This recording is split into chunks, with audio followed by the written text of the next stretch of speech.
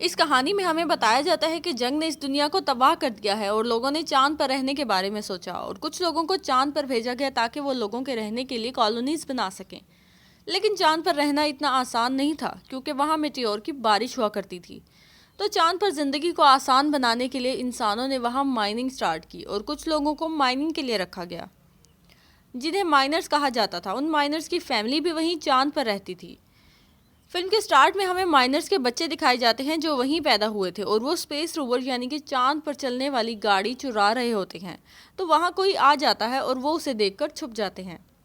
इन्हीं बच्चों में एक बच्चा होता है जिसका नाम होता है कालेब। उसके हाथ में एक कैप्सूल होता है जो उसके फादर का था।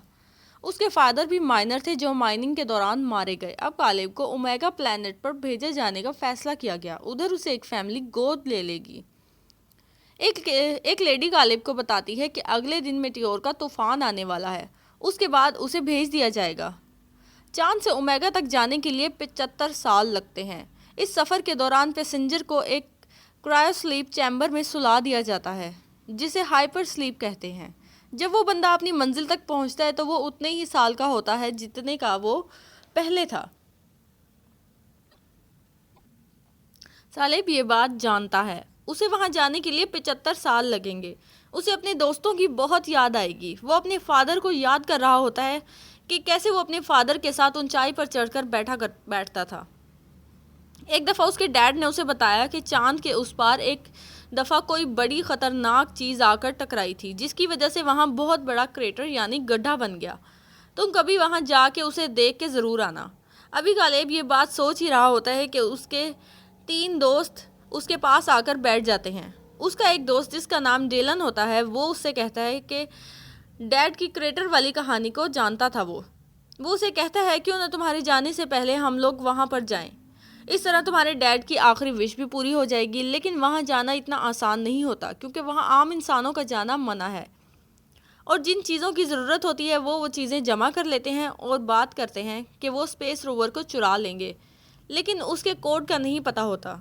तो डेलन बताता है कि यहाँ एक लड़की आई है जिसका नाम है एडिसन। वो कुछ दिन पहले ज़मीन से यहाँ शिफ्ट हुई है।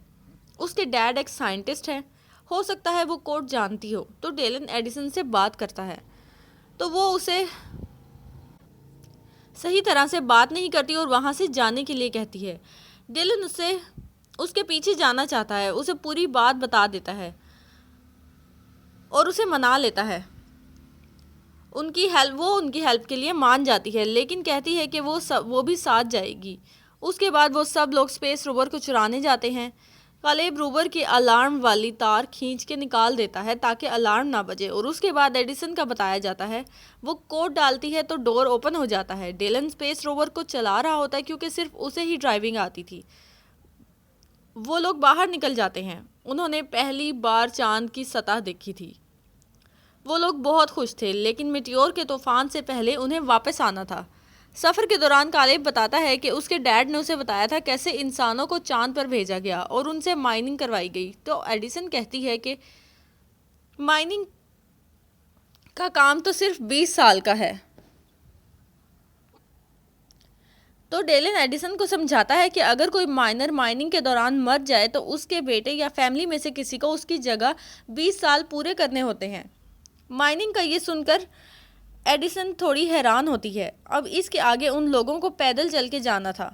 वो लोग अपने अपने स्पेस सूट पहन लेते हैं। इनमें से एडिसन का सूट ज़्यादा प्यारा होता है। वो लोग बाहर आ जाते हैं। ग्रेविटी ना होने की वजह से ऊंची ऊंची छलांगे लगा रहे होते हैं और खेलते हैं। तभी एडिसन की नज़र ज़मीन पर पड़ती है और वो उसे देखकर इमोशनल हो जाती है।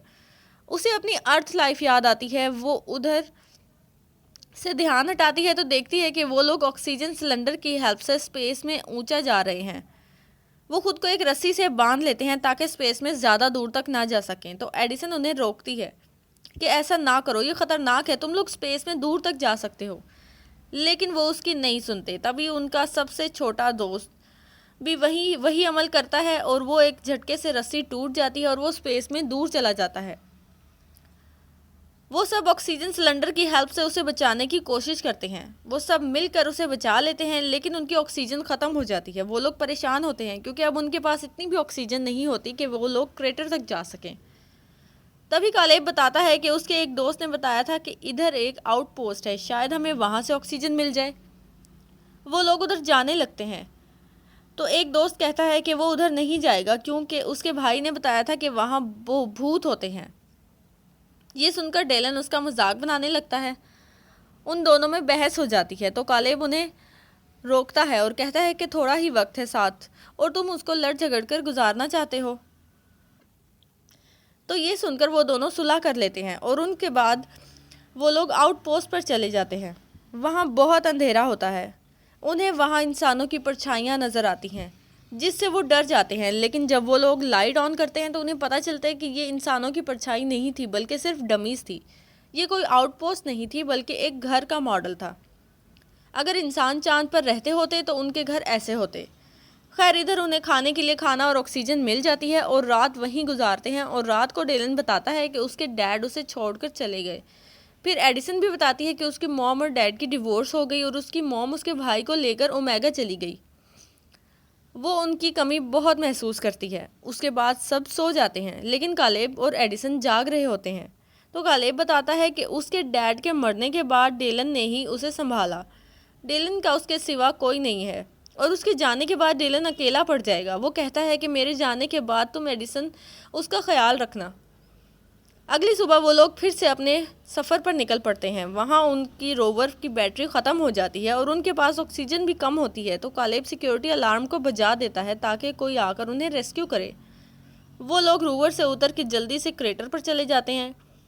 वो एक बहुत बड़ा गड्ढा था। वो स्टेयर्स से उतर के नीचे जाते हैं और वहाँ एडिसन का एक हाथ एक बटन पर पड़ जाता है तो होलोग्राफी ऑन हो जाती है। वहाँ सबको ऐसा लगता है कि वो ज़मीन पर हैं। वहीं पर एक और कालेब के नीचे उन्हें अपने दोस्त कालेब के सेल जैसा एक और सेल मिलता है। वो उसकी मॉम का होता है। वहाँ उसे उसकी मॉम डैड की फ़ोटो भी मिलती है। कालेब अपनी मॉम को पहली दफ़ा देख रहा होता है और ये देखकर वो दुखी हो जाता है। उसे अब समझ नहीं आती कि उसके डैड ने उसे यहाँ आने के लिए क्यों बोला। तो डेलन उसे समझाता है कि यहाँ पर सबकी यही विश होती है कि इस माइनिंग के 20 साल पूरे करने के बाद ओमेगा पर जाकर रहें, लेकिन सबको ये खुशी नसीब नहीं होती। तुम्हारे डैड ने अपनी जान खुद ली ताकि तुम ओमेगा पर जा सको। उनकी गिफ्ट को कबूल करो और अपना चांस वेस्ट ना करो। तो कालेब भी उसकी बात समझ जाता है। तभी उनके एक दोस्त की तबीयत ख़राब हो जाती है तो वो उसे उठाकर वापस भागते हैं, लेकिन मेटियोर का तूफान शुरू हो चुका था।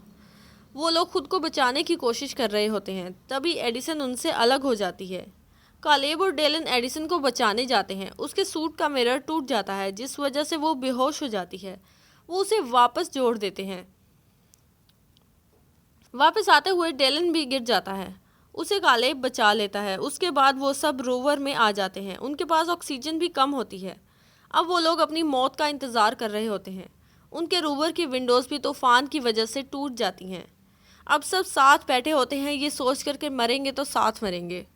और सब की आंखें आहिस्ता आहिस्ता बंद होने लगती हैं और सब बेहोश हो जाते हैं। उसके बाद कहानी कुछ साल बाद की दिखाई जाती है। कालेब को होश आता है तो वो ओमेगा पर होता है। वो 75 साल का सफ़र गुजार चुका होता है। वो अपने दोस्तों के बारे में जानना चाहता है। तभी उसे एक डिवाइस दी जाती है जिसमें उसके दोस्तों के मैसेज रिकॉर्ड होते हैं। वो उन्हें सुनता है तो उसे पता चलता है कि उस दिन उन्हें बचा लिया गया था। उसके सारे दोस्त अपनी आधी से ज़्यादा ज़िंदगी गुजार चुके हैं। उसके एक दोस्त ने अपनी बेसबॉल टीम बनाई और एडिसन और डेलन ने शादी कर ली। वो अपने दोस्तों के मैसेज सुनकर बहुत खुश होता है। कालेब को ओमेगा पर एक फैमिली को गोद ले लेती है। वो उस माहौल में घुल मिल जाता है। वो उधर एडिसन के भाई को ढूंढता है और जिसके बारे में उसने बताया था कि वो अपनी मॉम के साथ ओमेगा शिफ्ट हो गया है, और उसके भाई को बताता है कि तुम्हारी बहन ने चांद पर बहुत अच्छे काम किए हैं। और इसके साथ ही ये कहानी ख़त्म हो जाती है।